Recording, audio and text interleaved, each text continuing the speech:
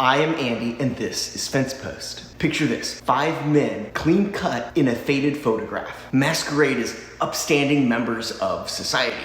And in true American fashion, they had a deep, dark secret tucked up their sleeve, 12 inches long. No, not that, you sicko. 12-inch diameter disc of wax. In this video, I'm gonna give you a quick rundown on the Sonics, talk a little bit about what makes this album so great, and share why this is Crate Digger's gold. Let's dig in. If you were around in the mid-1960s, which I most certainly wasn't, and if you were up on rock music, you probably listened to, well, the Beatles, the Monkees, the Beach Boys, maybe the Kingsmen. And at the end of the decade, 1969 in particular, for those more on the fringes of society, maybe it was the Stooges or MC5. These artists tend to get credited as being at the forefront of punk rock. Or pop back to 1966, the 13th Floor Elevators, a band that gets the nod for cultivating psychedelic rock. I'm not even talking that late. I'm looking at 1965. If you lived in Tacoma, Washington and frequented, well, the frat houses, 2 Pacific Northwest artists stood out. First was the Wailers, and next, the Sonics.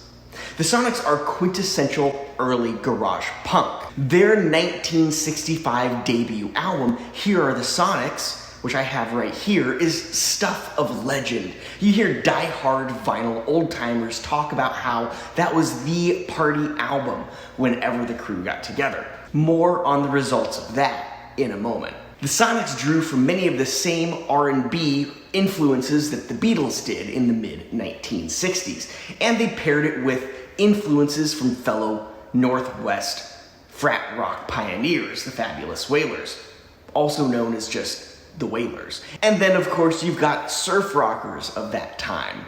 And then they dragged it along the gritty, greasy gravel roads with fuzzed out guitars and explosive, hyped up energies. And a few screams as well. Other music from the mid-1960s seems tame in comparison.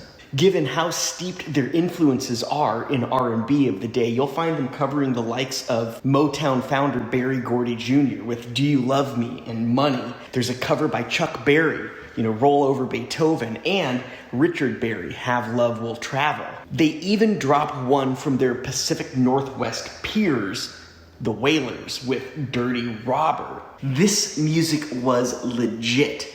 And it still is to this day, over 50 years later. Gritty and raw, Here Are the Sonics had a sound that ultimately influenced countless garage and punk bands, and even some surprisingly mainstream artists that followed. Artists as diverse as Nirvana and even Bruce Springsteen, believe it or not. And its influence continues today. 2 more, the White Stripes, LCD Sound System. On the track list, you have The Witch, Strychnine, Psycho, songs about the occult, drugs, and straight up evil women.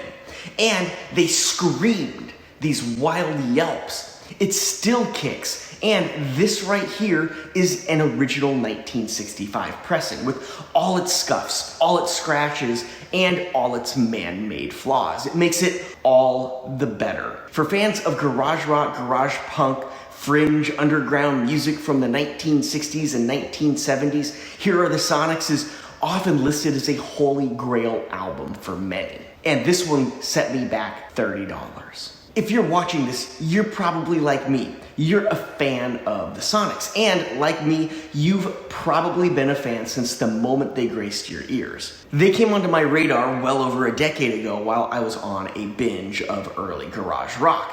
And I just couldn't get enough.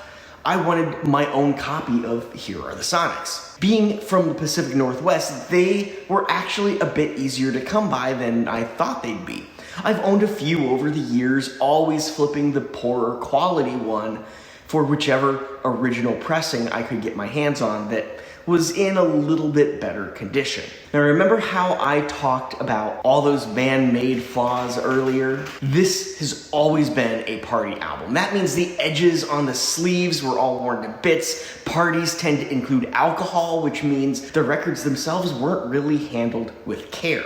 Scratches and scuffs were honorary, a testament to a good wild night. I've probably owned 5 pressings from 1965 to 1966. Then I landed this. It's a mono 1965 original on Etiquette Records. The sleeve isn't half bad, a little rough around the edges with cracks here and there, but no major splits or bends. It has minimal ring wear compared to others that I've owned, and the colors are still quite alright. I'd grade it as a mid-range VG. The vinyl though is actually quite stunning. Over the years I've picked up, like I said, 4 or 5 copies, none really getting better than a good plus at best.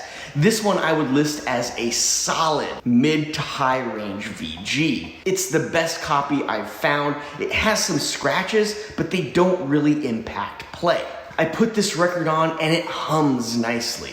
Maybe a subtle pop or crack here and there, just enough to remind you it's an original pressing and not enough to remind you that your parents may have conceived you in the back room while your friends abused your record collection.